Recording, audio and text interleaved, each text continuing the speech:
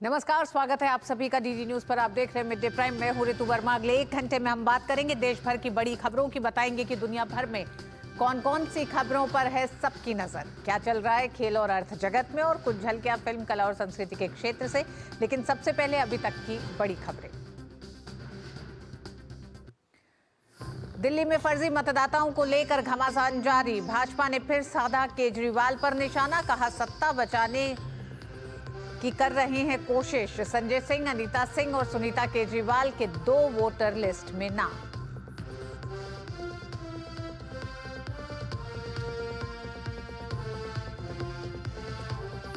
कृषि मंत्री शिवराज सिंह चौहान ने दिल्ली में किसानों की स्थिति पर जताई चिंता। सीएम आतिशी को लिखा पत्र। दिल्ली भाजपा ने कहा, आप सरकार किसानों को नहीं दे रही किसान का दर्जा।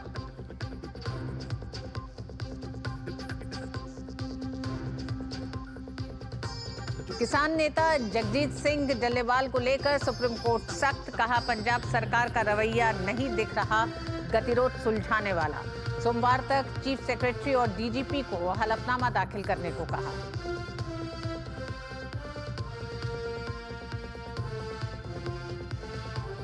बांग्लादेश की जेल में बंद चिन्मय कृष्णदास को नहीं मिली राहत। बांग्लादेश की चटगांव कोर्ट ने जमानत याचिका की खारिज। 25 नवंबर 2024 को हुई थी गिरफ्तारी।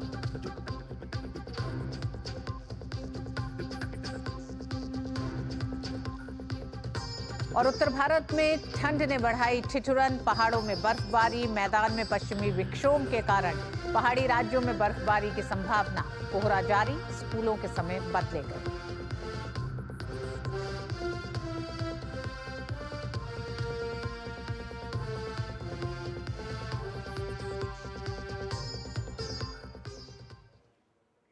और दिल्ली में आगामी विधानसभा चुनाव से पहले भाजपा ने आप संयोजक अरविंद केजरीवाल पर वोटों का फर्जीवाड़ा करने का आरोप लगाया है। भाजपा ने पोस्टर जारी कर कहा कि वोटों का फर्जीवाड़ा करके केजरीवाल सत्ता बचाने की कोशिश कर रहे हैं। भाजपा ने अपने पोस्टर में कहा है कि दिल्ली में केजरीवाल का नया खेल। साथ ही कहा कि मकान मालिक को नहीं पता और उसके घर के पते पर सैकड़ों वोट बना दिया था। इस ठग ने वो भी एक विशेष समुदाय का इस तरह के लिए किया गया है घोटाला। इन नए वोटरों की उम्र 40 साल से लेकर 80 साल तक के बीच बताई जा रही है। दिल्ली भाजपा अध्यक्ष वीरेंद्र सचदेवा ने दिल्ली में आम आदमी पार्टी के वोटर लिस्ट में फर्जीवाड़े पर कहा कि आप नेता संजय सिंह का नाम 2 जगह वोटर लिस्ट में जिक्र करते हुए कहा है कि राज्यसभा सांसद चुनाव अधिकारी को धमकाने का काम कर रहे हैं। 2018 का एफिडेविट, जब संजय सिंह राज्यसभा में जाते हैं, इनका वोट हरिनगर विधानसभा में रजिस्टर्ड है। ये सरकारी एफिडेविट है जी, हमारा नहीं है। लेकिन जब ये अपना एफिडेविट दे रहे थे, उस समय सुल्तानपुर की नगर पालिका परिषद की इस वोटर लिस्ट में संजय सिंह का नाम है। एक व्यक्ति जो राज्यसभा सांसद में अपना शपथ पत्र दे रहा है कि मैं हरिनगर विधानसभा दिल्ली का निवासी हूं, उस समय उसका वोट सुल्तानपुर में नगर पालिका की परिषद की जो वोटर लिस्ट है उसमें भी दर्ज है। इनका मन नहीं भरता खाली हरिनगर से, फिर नई दिल्ली विधानसभा में अपना वोट बनवाते हैं। ये संजय सिंह, नई दिल्ली विधानसभा, और इसके साथ साथ दिल्ली में मन नहीं भरता, तिलक नगर में भी वोट है। ये नई दिल्ली, ये तिलक नगर। फर्जीवाड़ा देखिए इनका, झूठे मक्कार फर्जी लोग। बीजेपी ने आप सांसद संजय सिंह की पत्नी अनीता सिंह पर भी वोटर लिस्ट में फर्जीवाड़ा करने का आरोप लगाया। 2018 का एफिडेविट, जब संजय सिंह राज्यसभा में जाते हैं, इनका वोट हरिनगर विधानसभा में रजिस्टर्ड है। Hello, audio check 1 2 3 4 5 6। हमारा नहीं है। ठीक है भाई, ऑडियो मिल रहा है? लेकिन जब ये अपना एफिडेविट दे रहे थे उस समय सुल्तानपुर की नगर पालिका परिषद की इस वोटर लिस्ट में संजय सिंह का नाम है। एक व्यक्ति जो राज्यसभा सांसद में अपना शपथ पत्र दे रहा है कि मैं हरिनगर विधानसभा दिल्ली का निवासी हूं, उस समय उसका वोट सुल्तानपुर में नगर पालिका की परिषद की जो वोटर लिस्ट है उसमें भी दर्ज है। इनका मन नहीं भरता खाली हरिनगर से, फिर नई दिल्ली विधानसभा में अपना वोट बनवाते हैं। ये संजय सिंह, नई दिल्ली विधानसभा, और इसके साथ साथ दिल्ली में मन नहीं भरता, तिलक नगर में भी वोट है। ये नई दिल्ली, ये तिलक नगर, फर्जीवाड़ा देखिए इनका, झूठे मक्कार फर्जी लोग। तो आप नेताओं के कई वोटर लिस्ट में नाम है और एक बड़ा हमला भारतीय जनता पार्टी ने आप नेताओं पर किया है। अरविंद केजरीवाल के साथ ही संजय सिंह के तमाम दस्तावेजों के साथ ये पेश किया है भारतीय जनता पार्टी ने कि किस तरह से दिल्ली में ही 4 वोट संजय सिंह के नाम पर दर्ज है। धीरज कुमार हमारे साथ इस पर बात करने के लिए जुड़ गए हैं। धीरज, भारतीय जनता पार्टी ने अब अपने प्रहारों को दस्तावेजों के साथ और ज्यादा एक तरह से पैना कर दिया है। आज जो तमाम कागजों के साथ दिखाया है वीरेंद्र सचदेवा ने, वो बताता है कि किस तरह से संजय सिंह के 4 वोट इस समय दिल्ली में मौजूद हैं।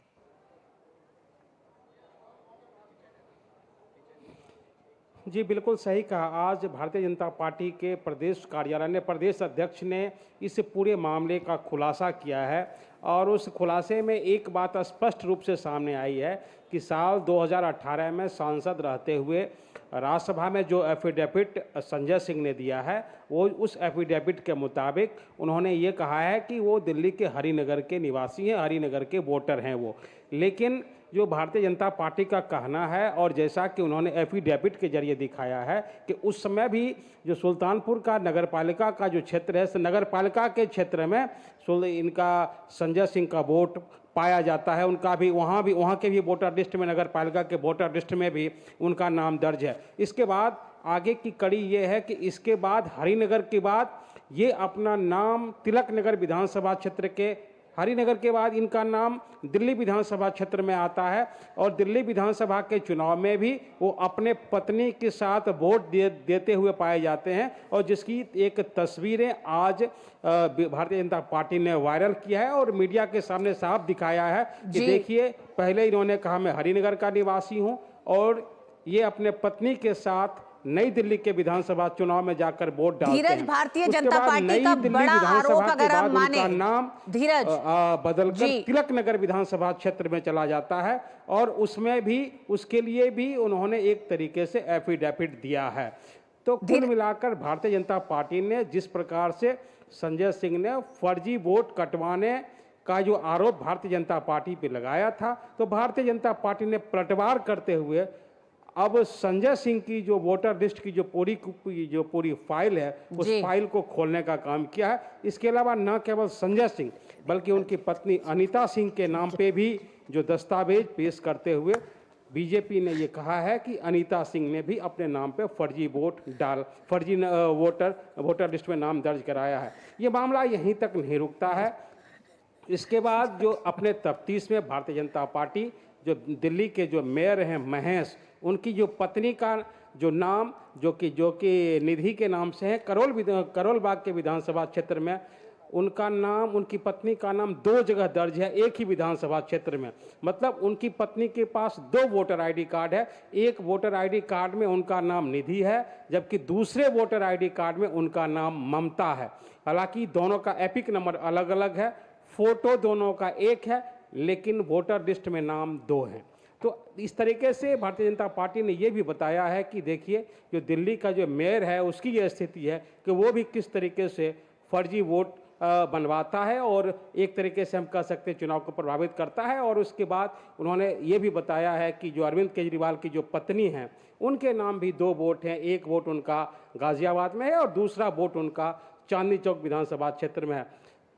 तो जी, एक तरीके धीरज। से पूरे के पूरे आज तफ्तीश करके भारतीय जनता पार्टी ने जो पूरे के पूरे जो फर्जी वोटर के मामले का खुलासा किया है। बीजेपी ने यह भी कहा है कि अभी तक उन्होंने 1200 जो फर्जी रोहिंग्या वोटर की तफ्तीश की है और इसके आगे भी जांच जारी है। आम आदमी पार्टी पर हमला करते हुए बीजेपी ने यह भी जो कहा है कि अभी भी मैं कह रहा हूं कि जितने फर्जी वोटर दिल्ली में हैं वो अपना नाम कटवा लें, वो अपने बीएलओ के पास जाएं और जिनके पास के नाम से फर्जी वोटर है वो कटवा लें, क्योंकि तफ्तीश के बाद हम इसके आगे भी खुलासा करने वाले हैं। जी धीरज, लगातार भारतीय जनता पार्टी जो आरोप लगा रही है उसमें ये दिखाई देता है कि 10 साल अरविंद केजरीवाल की दिल्ली की सरकार में न सिर्फ फर्जी वोटर, अगर बांग्लादेशी घुसपैठियों की तफ्तीश की जा रही है, उनके दस्तावेज चेक किए जा रहे हैं, फर्जी वोटरों को ढूंढा जा रहा है, इसमें तो सरकार के तमाम सांसद और मंत्री शामिल है इस पूरे फर्जी घोटाले में वोटरों के।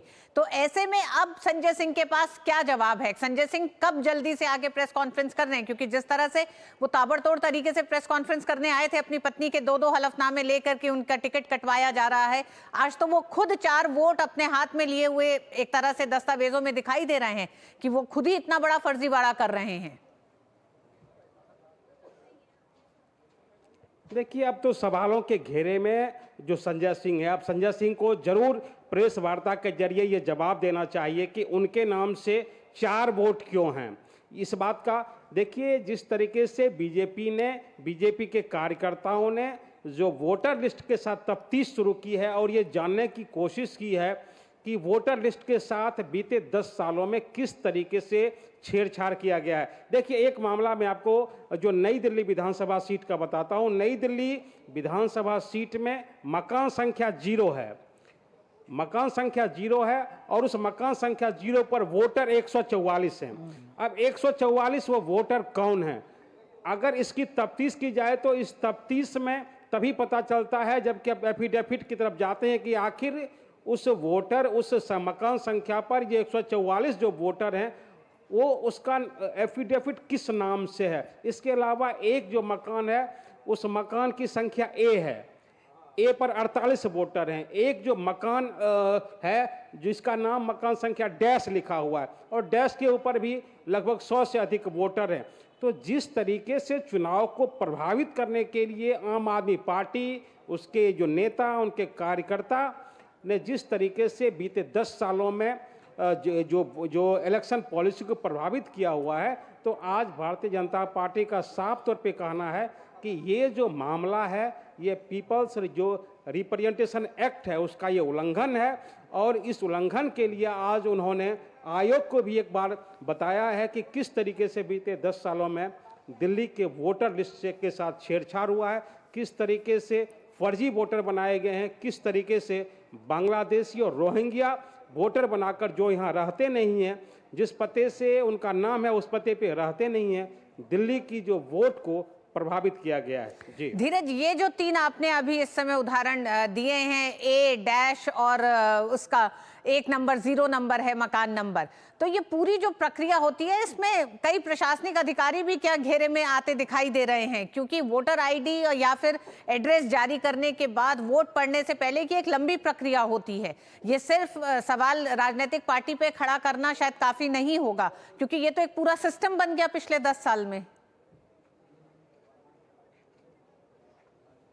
बिल्कुल आपने सही कहा है। जब तक बीएलओ की मिली भगत के इस जो पूरी प्रक्रिया को अंजाम नहीं दिया जा सकता है, क्योंकि बीएलओ की जो एक उनकी जो उनका एक जो कार्य होता है, वो कार्य होता है कि पहले वो आपके घर पर जाते हैं और ये देखने की, जानने की कोशिश करते हैं कि आप उस पते पर हैं या नहीं हैं। उसके बाद वोटर लिस्ट में आपका नाम जुड़ता है या अगर आप नहीं हैं तब आपका नाम हटाया जाता है।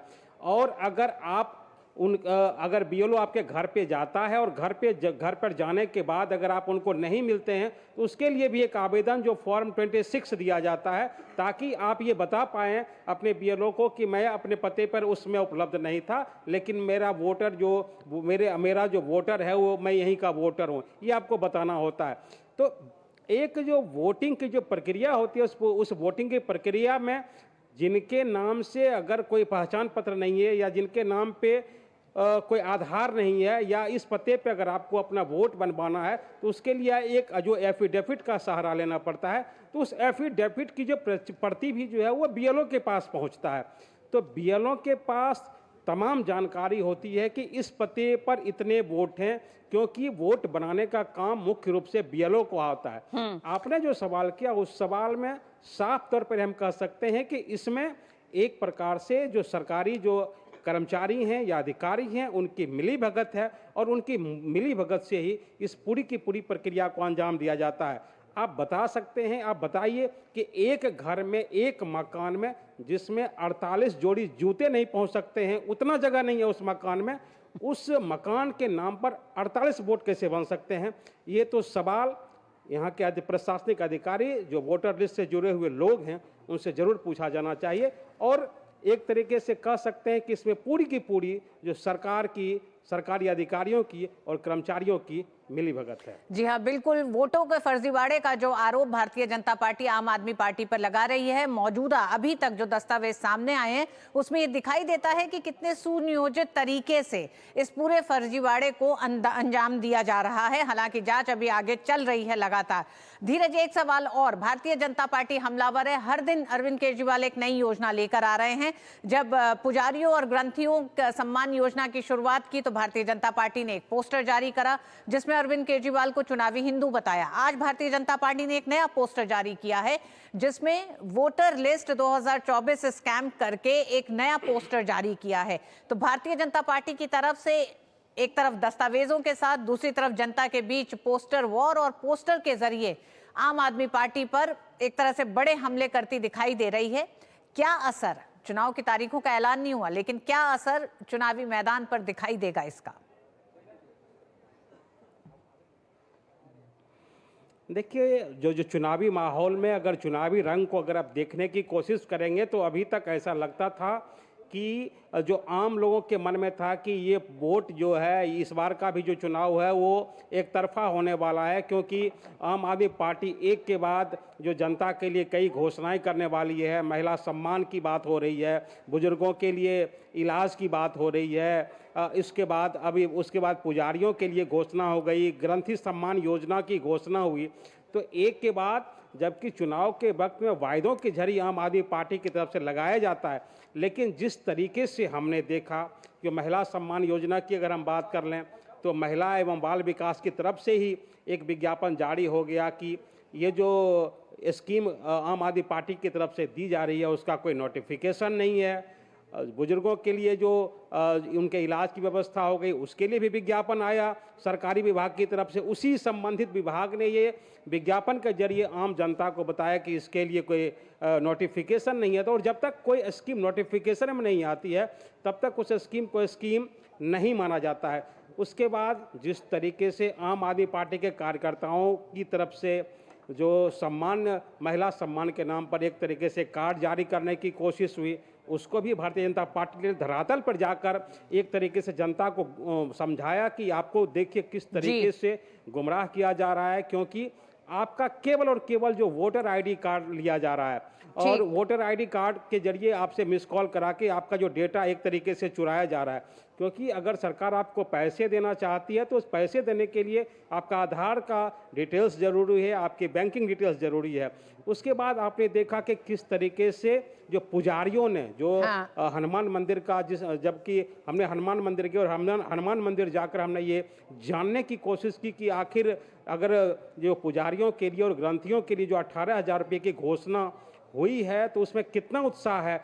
और जो सबसे बड़ी बात है कि जहां से आम आदमी पार्टी के जो पूर्व मुख्यमंत्री अरविंद केजरीवाल उस स्कीम की शुरुआत करने वाले थे वो वहां तक खुद नहीं पहुंच पाए। जिस तरीके से वहां के पुजारियों का उन्होंने विरोध देखा, जिस तरीके से वहां के पुजारियों ने कहा कि आपको 11 साल के बाद पुजारियों की याद आई। बिल्कुल धीरज, पुजारियों और ग्रंथियों ने ये सवाल उठाया है, क्या ये चुनावी दाव है अरविंद केजरीवाल का? बिल्कुल आप सही कह रहे हैं कि इस स्कीम पर पुजारियों और ग्रंथियों ने ही सवाल उठाया। अंत में धीरज, बहुत संक्षेप में, फर्जी वोटर्स के जो तमाम आरोप लगते रहे हैं कि एक खास समुदाय के फर्जी वोट एक तरह से तैयार किए गए हैं, वोटर्स तैयार किए जा रहे हैं, इसके साथ साथ अब ये पूरा आरोप सीधे सीधे अरविंद केजरीवाल की पत्नी के 2 वोट हो, संजय सिंह के 4 वोट हो, उनकी पत्नी के 2 वोट हैं, इन सब पे आके केंद्रित हो गया है। ऐसे में आम आदमी पार्टी की तरफ से क्या अभी तक कोई रिएक्शन है या उम्मीद की जा रही है जल्दी ही?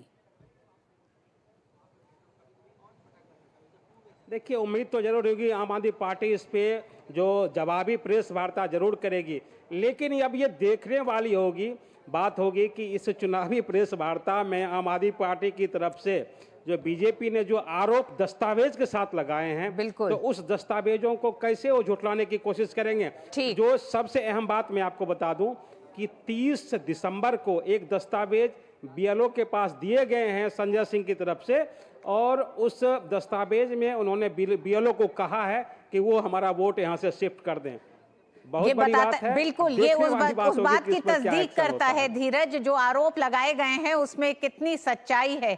वही कारण है कि संजय सिंह 30 तारीख को पहुंचे बीएलओ के पास कि उनका वोट काट दिया जाए, उनका वोटर लिस्ट में अगर इन इलाकों में नाम है।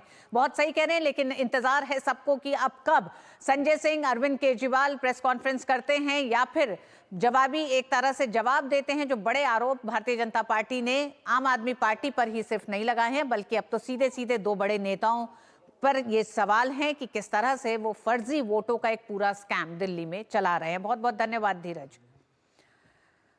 तो दिल्ली चुनावों की तारीखों की घोषणा से पहले ही लगातार भारतीय जनता पार्टी आम आदमी पार्टी पर हमलावर है, और इस हमले में ताजा हमला भारतीय जनता पार्टी ने दिल्ली में वोटर लिस्ट में जो स्कैम आम आदमी पार्टी का है, दस्तावेजों के साथ प्रेस कॉन्फ्रेंस करके भारतीय जनता पार्टी ने बताया कि किस तरह से 4 जगह पर दिल्ली में संजय सिंह का वोट है, जो आम आदमी पार्टी के सांसद है, और इस घेरे में आती हैं अरविंद केजरीवाल की पत्नी भी, जिनके 2 वोट इस समय मौजूद हैं, संजय सिंह की पत्नी अनीता सिंह, जिनके 2 वोट दिल्ली में, एक दिल्ली में और एक सुल्तानपुर में, यानी वो दिल्ली भी वोट करती हैं और सुल्तानपुर भी वोट करती हैं। तो आम आदमी पार्टी और उनके बड़े नेता अब भारतीय जनता पार्टी के आरोपों के केंद्र में हैं।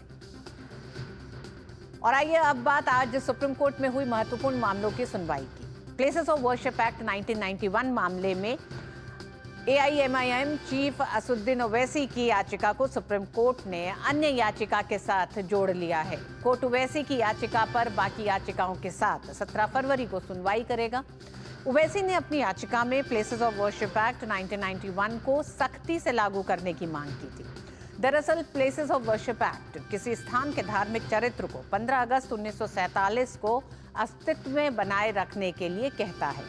ओवैसी ने 17 दिसंबर 2024 को याचिका दायर की थी।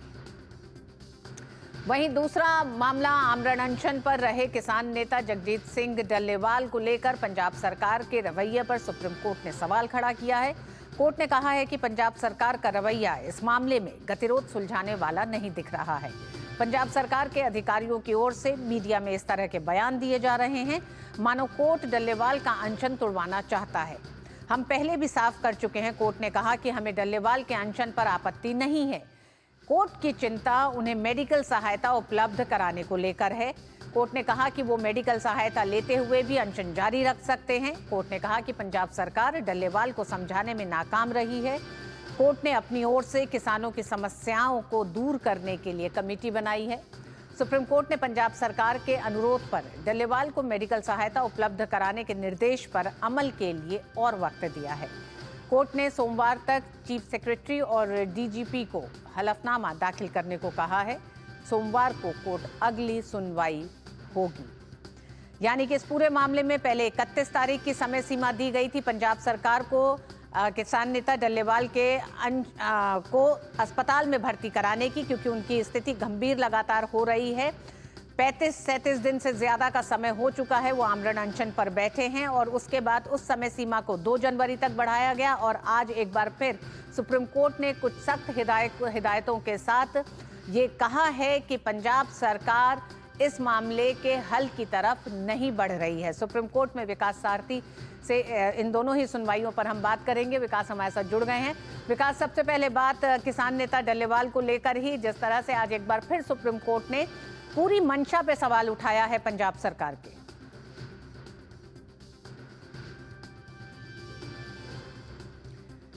विकास हमारे साथ जुड़े हैं सुप्रीम कोर्ट से इन दो बड़ी सुनवाइयों के मामले में। विकास, अगर आपको मेरी आवाज मिल रही है तो सबसे पहले किसान नेता डल्लेवाल को लेकर सुप्रीम कोर्ट ने पंजाब सरकार पर कई एक तरह से बड़े सवाल खड़े किए हैं।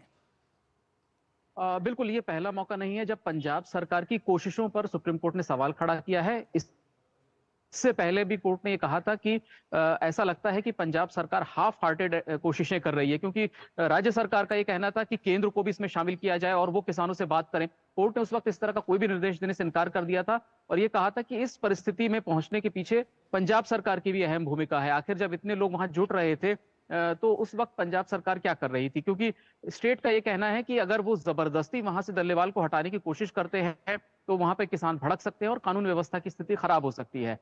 इस पर कोर्ट ने कहा है कि आपको ही ये सारे प्रयास करने हैं कि कैसे आप डल्लेवाल को और बाकी किसानों को मनाएंगे कि वो अपना अनशन जारी रखें, लेकिन मेडिकल सुपरविजन में, क्योंकि वो पहले से ही गंभीर बीमारी से पीड़ित हैं और जिस तरह से उनका जो अनशन है वो 38 दिन से ज्यादा का होने वाला है। अब ऐसे में उनकी स्थिति को देखते हुए, उनकी उम्र को, उनकी स्वास्थ्य को देखते हुए ये जरूरी है कि ये सारी चीजें मेडिकल सुपरविजन में हो। तो पंजाब सरकार एक बार फिर ये चाहती है कि उनको कुछ और वक्त दिया जाए। ये दूसरी बार उनको एक सुप्रीम कोर्ट ने समय दिया है। इससे पहले 2 दिन की मोहलत मांगी थी, वो भी कोर्ट ने दी थी और इस बार कोर्ट ने कहा है कि आप सोमवार तक पूरी कोशिश कीजिए कि वहां पर आप कैसे इन हालातों से निपटेंगे। निपटने की जिम्मेदारी पंजाब सरकार की है। तो पेचीदा स्थिति है राज्य सरकार के लिए, क्योंकि एक तरफ किसान ये लगातार कह रहे हैं कि वो डल्लेवाल को वहां से नहीं जाने देंगे और डल्लेवाल खुद भी नहीं जाना चाह रहे हैं वहां से, और दूसरी तरफ कोर्ट ये कह रहा है कि अगर उनकी तबीयत बिगड़ती है या उनको किसी तरह की दिक्कत होती आने वाले दिनों में तो एक बहुत बड़ा संकट पैदा हो जाएगा।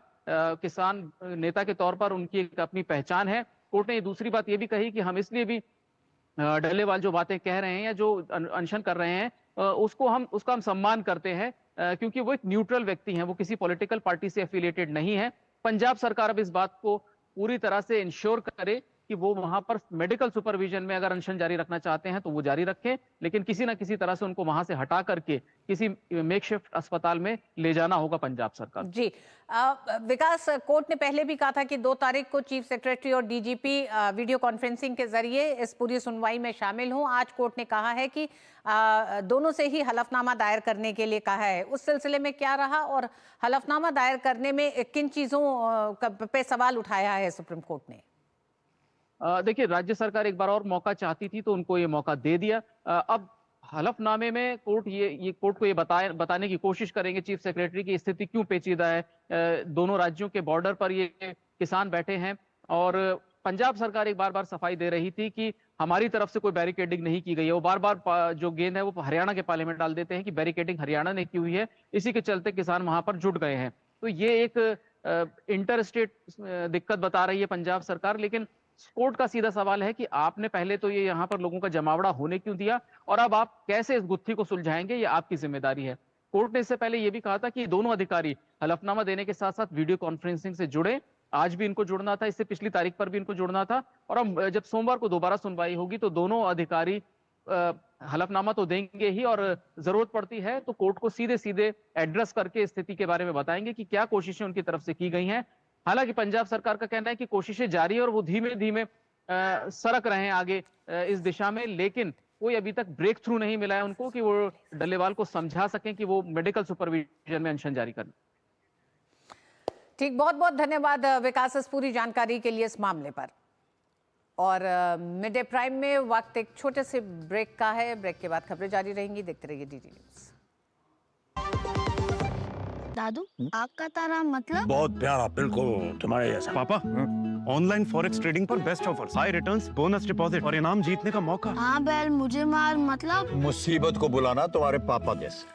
आरबीआई कहता है आकर्षक ऑफर्स का लालच देने वाले अनधिकृत प्लेटफॉर्म्स पर फॉरेक्स ट्रेडिंग करना यानी अपने पैरों पर कुल्हाड़ी मारना। इसका मतलब? इन्हीं से पूछो। समझा पापा। आरबीआई कहता है जानकार बनिए, सतर्क रहिए।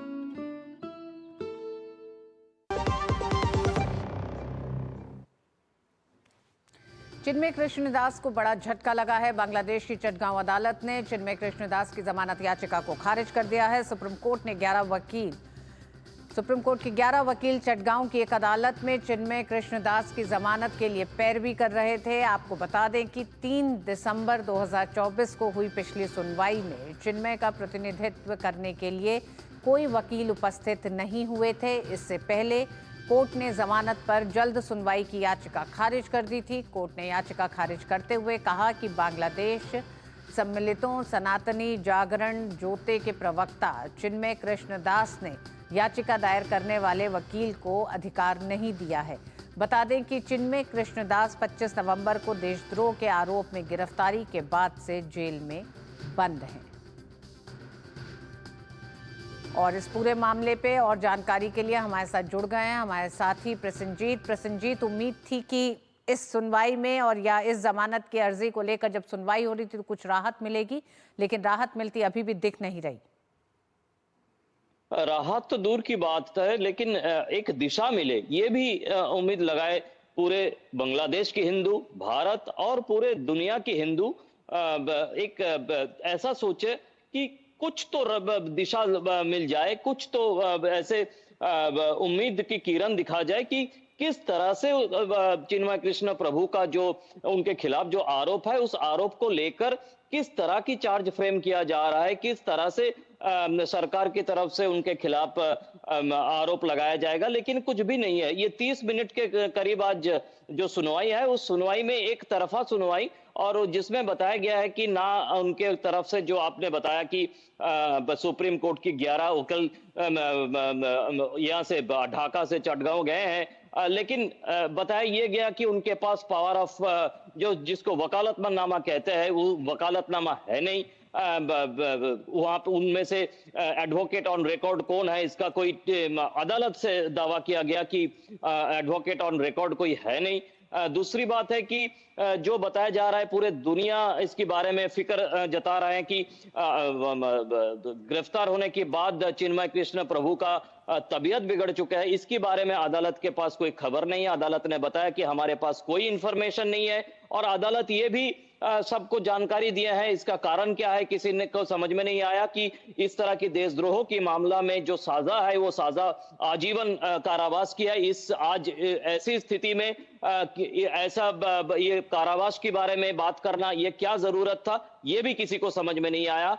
तो एक तरह से हम कह सकते हैं कि 42 दिन के बाद 42 दिन के कारावास के बाद भी चिन्मय कृष्ण प्रभु का स्थिति क्या है, आगे जाके क्या होने वाला है, इसके बारे में बांग्लादेश की, भारत की और पूरे दुनिया की हिंदुओं को कुछ भी पता नहीं है। ऋतु प्रसन्नजीत, सवाल ये भी है कि बांग्लादेशी हिंदुओं के पास और इस्कॉन से जुड़ी इन संस्थाओं के पास अब क्या विकल्प बचता है, क्योंकि अंतर्राष्ट्रीय जगत में चिन्मय प्रभु की गिरफ्तारी को लेकर कई तरह की एक तरह से मांग हुई, प्रदर्शन हुए, हमने कई देशों में प्रदर्शन देखे, लेकिन अब विकल्प क्या बचते हैं अगर मौजूदा जो तथाकथित जो सरकार है, कार्यवाहक सरकार अगर नहीं कुछ इस पे कर रही है, कानूनी प्रक्रिया नहीं आगे बढ़ रही है? तो देखिए, एक हमारे पास जो कुछ भी इंफॉर्मेशन पहुंचे हैं उसमें बताया जा रहा है कि जो वकील अभी कम से कम आज निकल के उनकी तरफ खड़े हो पाए अदालत में, वो लोग कह रहे हैं कि वो हाई कोर्ट में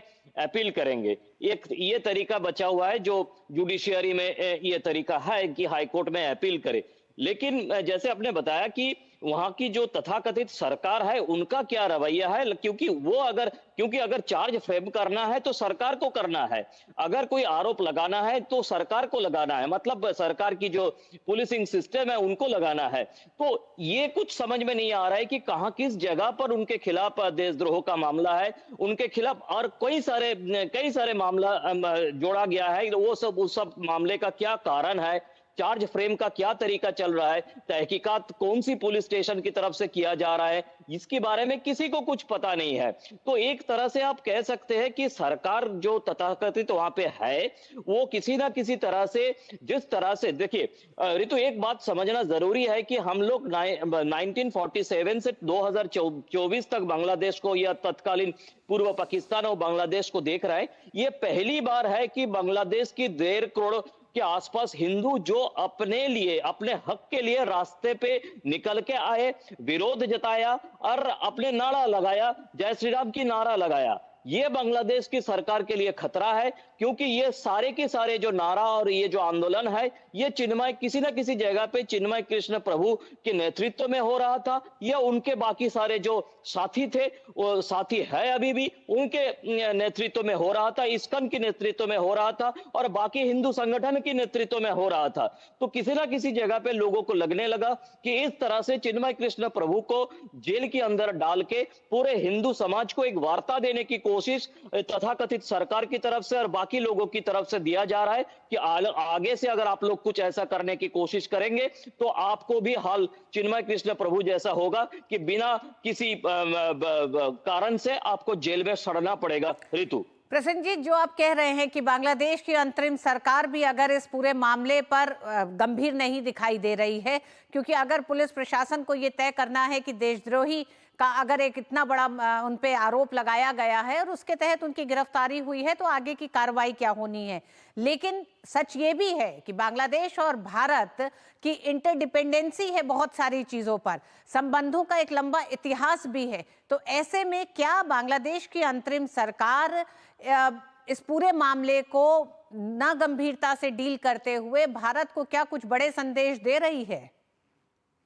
बिल्कुल, बहुत ही अच्छा सवाल पूछे है आपने। बात यह है कि बांग्लादेश के अंदर अब जो तानाशाही की राज है, देखिए इसको अगर हम इस तरह से कहें तो गलत नहीं होगा, क्योंकि हम काफी रुक रुक के काफी छिपा छिपा कर बात कर रहे थे इतने दिन तक, चाहे वो जुलाई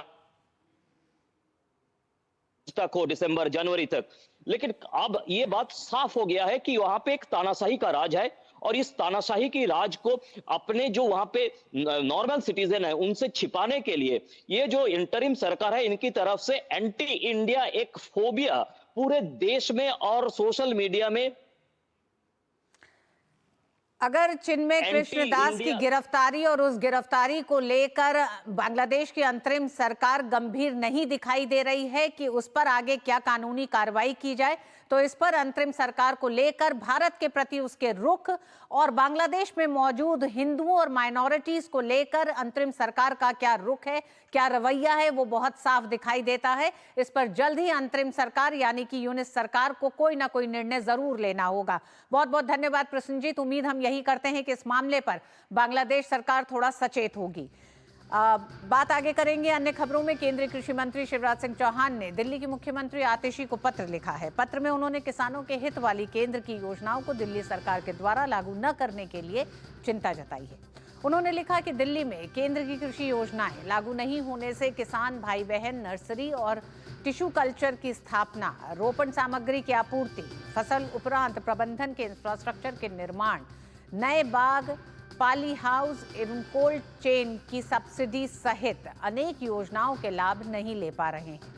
कृषि विकास योजना को लागू नहीं होने से कृषि मशीनीकरण, सूक्ष्म सिंचाई, मृदा स्वास्थ्य, फसल अवशेष प्रबंधन, परंपरागत कृषि विकास योजना, कृषि वानिकी और फसल डाइवर्सिफिकेशन के लिए सब्सिडी जैसी योजनाओं का लाभ दिल्ली के किसान नहीं ले पा रहे हैं।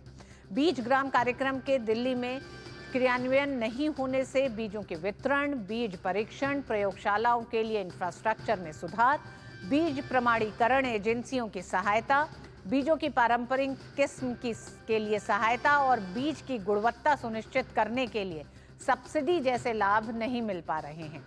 दिल्ली में ट्रैक्टर, हार्वेस्टर सहित किसान उपकरण का पंजीकरण कमर्शियल व्हीकल श्रेणी में किया जा रहा है, जिससे किसानों को अधिक दाम देना पड़ रहा है।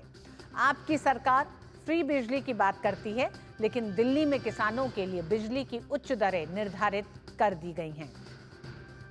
यमुना से लगे गांवों में सिंचाई उपकरणों के बिजली कनेक्शन काटे जा रहे हैं, जिससे किसानों की आजीविका पर संकट खड़ा हो गया है।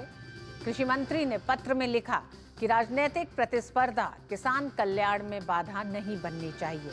किसान कल्याण सभी सरकारों का कर्तव्य है। दलगत राजनीति से उठकर आपकी सरकार को किसानों के हित में निर्णय लेने चाहिए। आम आदमी पार्टी की सरकार को केंद्र की योजनाओं को लागू कर दिल्ली के किसानों को राहत प्रदान करनी चाहिए। उधर भाजपा ने दिल्ली सरकार को आड़े हाथ लिया है। भाजपा नेता मनोज तिवारी ने कहा कि दिल्ली सरकार ने किसानों के लिए कुछ नहीं किया है। उन्होंने कहा कि केंद्र सरकार ने देश भर के किसानों को सम्मान निधि दी है, जबकि दिल्ली की सरकार निधि की वजह से यहां के किसानों को नहीं मिल पा रहा है। दिल्ली में एक ऐसी सरकार है जिसका आधार ही झूठ है और लूट है। हम देश के हर किसान को किसान सम्मान निधि देते हैं, लेकिन दिल्ली के किसान को नहीं मिल सकता क्योंकि उनको किसान का दर्जा ही नहीं प्राप्त है। किसान अपने सर्कल रेट को बढ़ाने के लिए धरने प्रदर्शन पे बैठे हैं। वो लोग केवल बातों की बात करते हैं, हम लोग कार्य करके लोगों को खुशियां दे रहे हैं और वो खुशियां और बढ़ने वाली। जेल में कैदियों के साथ अब कोई जाति के आधार पर भेदभाव नहीं कर सकता। सुप्रीम कोर्ट ने 3 अक्टूबर 2024 के आदेश के मद्देनजर कैदियों के साथ जाति आधारित भेदभाव पर ये बदलाव किए गए हैं। केंद्रीय गृह मंत्रालय ने जेलों में कैदियों के साथ उनकी जाति के आधार पर भेदभाव और वर्गीकरण की जांच करने के लिए जेल नियमावली में संशोधन किया है। केंद्रीय गृह मंत्रालय ने सभी राज्यों और केंद्र शासित प्रदेशों के मुख्य सचिवों को भेजे गए पत्र में कहा है कि कैदियों के साथ किसी भी तरह के जाति आधारित भेदभाव के मुद्दे को सुलझाने के लिए आदर्श कारागार नियमावली 2016 और आदर्श कारागार एवं सुधार सेवा अधिनियम 2023 में संशोधन किया गया है। कैदियों के साथ जाति आधारित भेदभाव पर उच्चतम न्यायालय ने 3 अक्टूबर 2024 के आदेश के मद्देनजर ये बदलाव किए गए हैं। कारागार नियमावली में किए गए नए संशोधन के अनुसार जेल अधिकारियों को सख्ती से ये सुनिश्चित करना होगा कि कैदियों के साथ उनकी जाति के आधार पर कोई भेदभाव, वर्गीकरण या अलगाव ना हो। इसमें कहा गया है कि ये सख्ती से सुनिश्चित किया जाएगा कि जेलों में किसी भी ड्यूटी या काम के आवंटन में कैदियों के साथ उनकी जाति के आधार पर कोई भेदभाव ना हो। आदर्श कारागार एवं सुधार सेवा अधिनियम 2023 के विविध में भी बदलाव किए गए हैं, जिसमें धारा 55A के रूप में नया शीर्षक कारागार एवं सुधार संस्थानों में जाति आधारित भेदभाव का निषेध जोड़ा गया है। गृह मंत्रालय ने ये भी कहा कि हाथ से मैला उठाने वालों के रूप में रोजगार का निषेध और उनका पुनर्वास अधिनियम 2013 के प्रावधानों का जेलों और सुधार संस्थाओं में भी बाध्यकारी प्रभाव होगा। इसमें कहा गया है कि जेल के अंदर हाथ से मैला उठाने या सीवर या सेप्टिक टैंक की सफाई की अनुमति नहीं दी जाएगी। उधर दिल्ली पुलिस ने बांग्लादेशी घुसपैठियों पर की गई कार्रवाई को लेकर प्रेस कॉन्फ्रेंस आयोजित की। इस दौरान दिल्ली पुलिस के अधिकारी ने बताया कि दिल्ली पुलिस द्वारा बांग्लादेशी घुसपैठियों को पकड़ने स्पेशल ड्राइव चलाई गई है, जिस पर 3 स्तरों पर कार्रवाई की गई और एक के बाद एक फॉलोअप के जरिए बांग्लादेशी घुसपैठियों को दिल्ली में बसाने वाले रैकेट का पर्दाफाश किया गया। साथ ही पुलिस ने 7 घुसपैठियों को डिपोर्ट कर दिया है और रैकेट चलाने वालों पर कानूनी कार्रवाई की। तो दिसंबर माह में स्पेशल ड्राइव चलाई गई थी कि दिल्ली में इलीगल इमिग्रेंट्स जो रह रहे हैं, स्पेशली बांग्लादेशी, उनको चिन्हित किया जाए और उनके खिलाफ कानूनी कार्रवाई की जाए। इस श्रृंखला में हमने 2 मॉड्यूल पहले बस्ट किए थे, एक संगम विहार में जिसमें करीब 5 बांग्लादेशी डिपोर्ट कराए थे, उनके खिलाफ कानूनी कार्रवाई की थी, और उसी FIR की फर्दर फॉलोअप में हमने 7 बांग्लादेशी अर्जनगंज फतेहपुर बीरी से गिरफ्तार किए थे और उनको डिपोर्ट कराया था। इन दोनों केसेस में जब फर्दर तफ्तीश की गई, टेक्निकल सर्विलेंस और एनालिसिस किया गया, उसी फॉलोअप एक्शन के तहत हमें एक और रैकेट मिला जो बांग्लादेशी इलीगल इमिग्रेंट भारत लाता था और वो यहाँ सेटल कराता था। उधर दिल्ली की तरह ही लखनऊ में भी अवैध बांग्लादेशियों के खिलाफ सख्त कार्रवाई हो रही है। लखनऊ नगर निगम ने अवैध घुसपैठियों की झुग्गियों को हटाया है। बात करने के लिए लखनऊ से रामेंद्र सिंह और दिल्ली से मुकेश शुक्ला इस पूरी खबर पर हमारे साथ जुड़ गए हैं। मुकेश, दिल्ली में दिल्ली पुलिस की इस ड्राइव का बड़ा नतीजा दिखाई दिया है। तकरीबन हम कह सकते हैं 50 के तकरीबन संख्या हो गई है जिन अवैध घुसपैठियों को डिपोर्ट किया गया है। लेकिन अभी इस पूरे रैकेट के बारे में 2 मॉड्यूल जिनका पर्दाफाश किया दिल्ली पुलिस ने, उसमें और क्या बड़ी जानकारियां सामने आ रही हैं? बिल्कुल रितु जी, जिस तरह से एलजी के आदेश के बाद दिल्ली पुलिस लगातार वेरिफिकेशन ड्राइव चला रही थी और उन्होंने बड़ी कामयाबी हासिल करी। अभी की जो आज स्थिति है इसमें देखिए 4 लोगों को अरेस्ट किया, इसमें 2 बांग्लादेशी इलीगल माइग्रेंट्स थे और 2 हिंदुस्तान के लोग थे जो यहाँ पर उनके एसोसिएट्स के तौर पर काम करते थे। एक का नाम है यहाँ पर आशीष मेहरा, ये गुड़गांव से अरेस्ट हुए हैं। उनका एक और मित्र था या उनका एसोसिएट था मनमोहन, ये दोनों आधार का काम करते थे, पैन कार्ड इनके बनाते थे और साथ ही साथ बिलाल और हुसैन को ये बांग्लादेश से यहाँ पर घुसाने में कामयाब रहे थे। और इनका जो मेन किंग पिंग है अनीक शेख, जो बांग्लादेश से इनको ये सारे के सारे डिटेल्स देता था लोगों की, इनको वापस इनको घुसाना है, यहाँ पर गलत तरीके से इनको इंसर्ट कराना है। साथ ही साथ अनिमुर इस्लाम जो आसाम से पकड़ा गया है, ये वहाँ का बस कंडक्टर है और वो उस बॉर्डर के एरिया में बस चलाता था और अनीश का इसके साथ भी सीधा सीधा संबंध था। तो यानी आज जो 4 गिरफ्तारियां उसको लेकर के साउथ डिस्ट्रिक्ट ने कुल 14 लोगों को इलीगल माइग्रेंट के तौर पर पकड़ा है और उनको डिपोर्टेशन भी किया है। साथ ही साथ साउथ वेस्ट में भी ऐसा ही शानदार ड्राइव चलाया गया था जिसमें तकरीबन 30 से ज्यादा इलीगल माइग्रेंट्स को जो है वो डिपोर्ट किया जा चुका है। यानी पूरी दिल्ली में ये जो ड्राइव है ये पूरे जोर शोर से चलाई जा रही है, एक एक का वेरिफिकेशन हो रहा है। कई सारे ऐसे अभी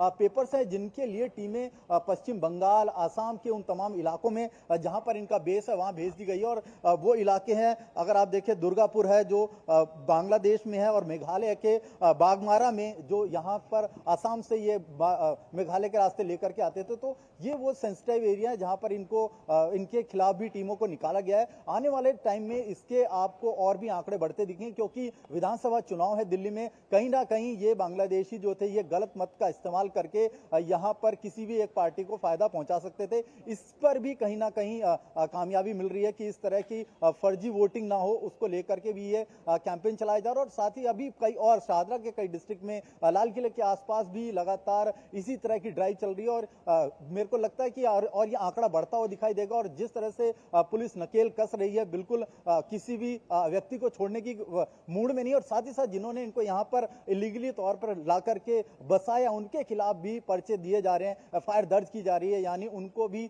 सजा के मापदंड में कहीं ना कहीं शामिल किया जा रहा है। जी मुकेश, आप हमारे साथ बने रहिएगा। रामेंद्र भी हमारे साथ जुड़े हैं। रामेंद्र, हम देख रहे हैं कि दिल्ली में तो अवैध घुसपैठियों का, बांग्लादेशी घुसपैठियों का मामला एक चुनावी मुद्दा भी बन रहा है, लेकिन जिस तरह से धरपकड़ लखनऊ में की गई है वो एक मतलब इसकी गंभीरता को बताता है कि कितना बड़ा ये मामला होने जा रहा है। ये महज सीमाओं तक सीमित नहीं है। तो किस तरह से लखनऊ में जो ये पूरा मामला सामने आया है उसमें किन बातों का खुलासा हो रहा है?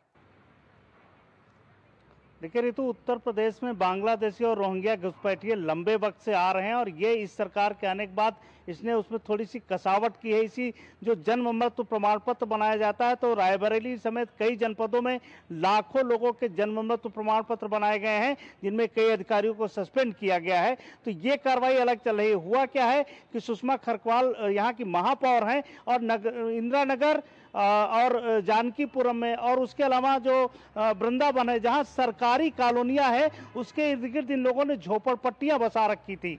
इंदिरा नगर के निवासियों ने शिकायत की कि झोपड़पट्टी हटाया जाए, इसमें अपराध फैल रहे हैं और दूसरे क्राइम फैल रहे हैं। तो जब नगर निगम की टीम गई तो उससे मारपीट की इन लोगों ने, जिसका मुकदमा पंजीकृत कराया है। उसके बाद उन्होंने कहा कि ऐसी झोपड़पट्टियां जहां बांग्लादेशी और रोहिंग्या रह रहे हैं उनको हटाया जाएगा।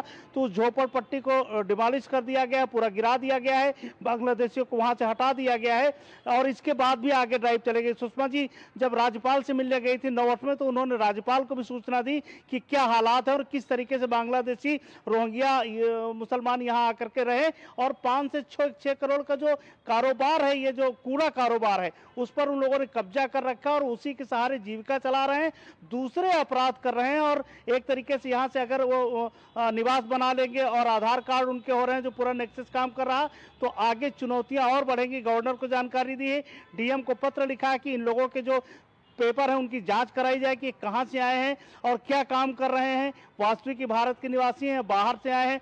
तो वो सारी प्रक्रिया शुरू हो गई है। उम्मीद की जानी चाहिए कि लखनऊ में ड्राइव चलेगी और यहाँ से जो बांग्लादेशी रोहिंग्या घुसपैठी हैं उनको बाहर किया जाएगा। ऋतु जी, रामेंद्र आपका भी बहुत बहुत धन्यवाद। मुकेश आपका भी धन्यवाद, क्योंकि ये पूरा मामला इतना बड़ा हो चुका है, इतना बड़ा मामला ये पूरा हो चुका है। मुकेश, जाने से पहले एक सवाल और। मुकेश, जिस तरह से ये पूरा मामला है और लगातार केंद्रीय गृह मंत्री का कहना है कि बांग्लादेशी घुसपैठियों को इस तरह से, मतलब अगर राज्य सरकारों ने अगर किसी तरह की छूट दी है या उनकी तरफ से छूट रही है कि वो आके बस गए हैं और उस पर कार्रवाई नहीं हो रही है, तो केंद्र सरकार कुछ सख्त कदम उठाएगी। दिल्ली में जिस तरह की ड्राइव है, लखनऊ में जिस तरह की ड्राइव है, वो बता रहा है कि अब बांग्लादेशी घुसपैठियों के लिए शरण मुहैया कराना राजनीतिक पार्टियों के लिए भी बहुत मुश्किल होने जा रहा है। ऐसे में क्या किसी एक इंटीग्रेटेड किसी पहल की भी शुरुआत हो सकती है?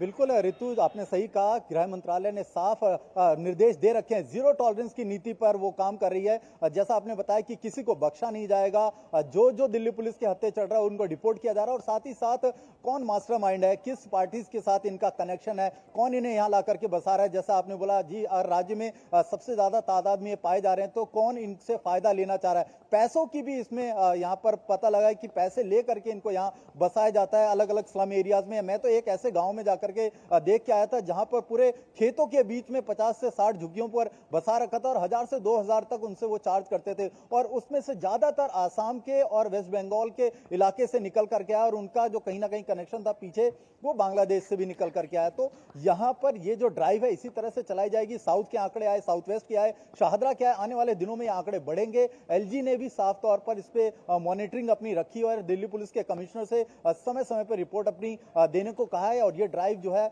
अभी और तेजी से चलेगी क्योंकि इलेक्शन है। मैंने आपको बताया, जो जॉइंट सीपी ने भी बताया भी था कि इलेक्शन को लेकर के ये कहीं माहौल ना खराब करें, इस पर भी इनकी नजर, और कड़ी दर कड़ी इसकी जो जांच की जा रही है। दिल्ली के विभिन्न इलाकों में, एनसीआर के विभिन्न इलाकों में भी इनके जो सिंडिकेट्स हैं, किंगपिन है, उनको पकड़ने की कोशिश की जा रही है। जी मुकेश, बांग्लादेशी घुसपैठियों की धरपकड़ जारी है, साथ ही साथ उन तमाम मॉड्यूल्स पर भी एक तरह से पर्दाफाश किया जा रहा है, उनको भी पकड़ा जा रहा है जिनके जरिए इनको तमाम वो दस्तावेज मुहैया कराए जाते हैं अवैध तरीके से रहने के लिए। बहुत बहुत धन्यवाद मुकेश आपका भी, और रामेंद्र आपका भी।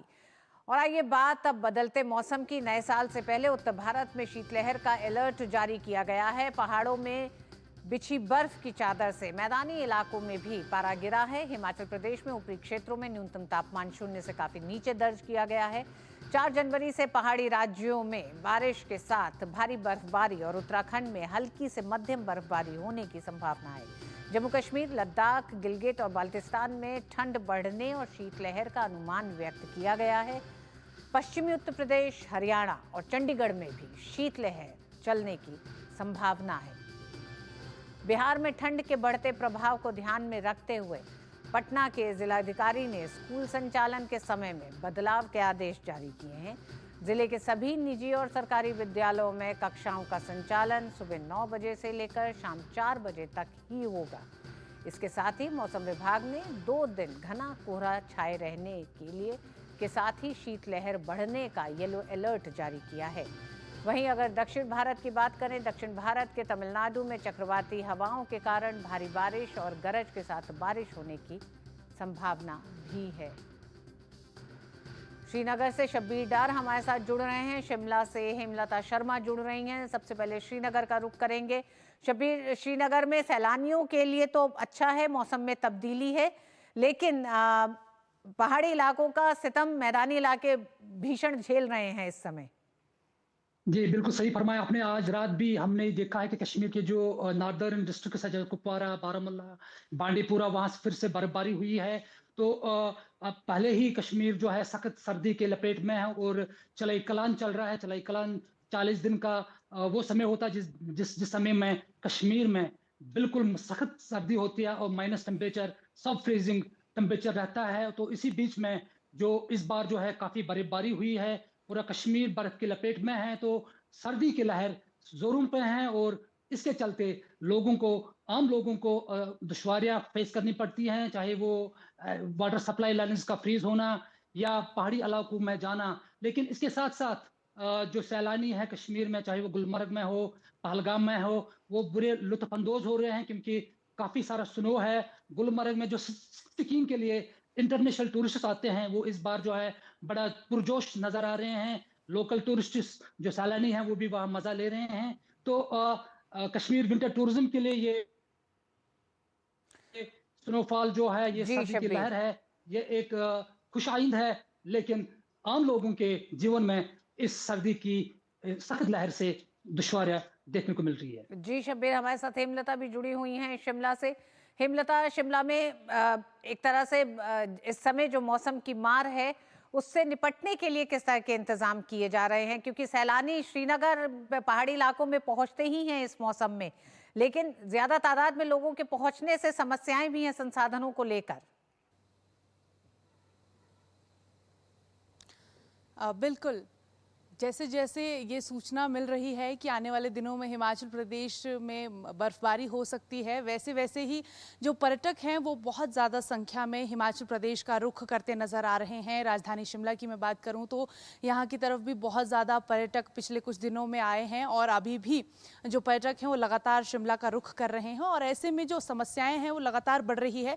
शिमला एक ऐसा शहर है जो बहुत ही कम लोगों के लिए बसाया गया था, लेकिन जब पर्यटक राजधानी शिमला का रुख करते हैं तो ऐसे में जो ट्रैफिक है वो एक बहुत बड़ी समस्या बन जाता है, खास तौर पर शिमला के लोगों के लिए।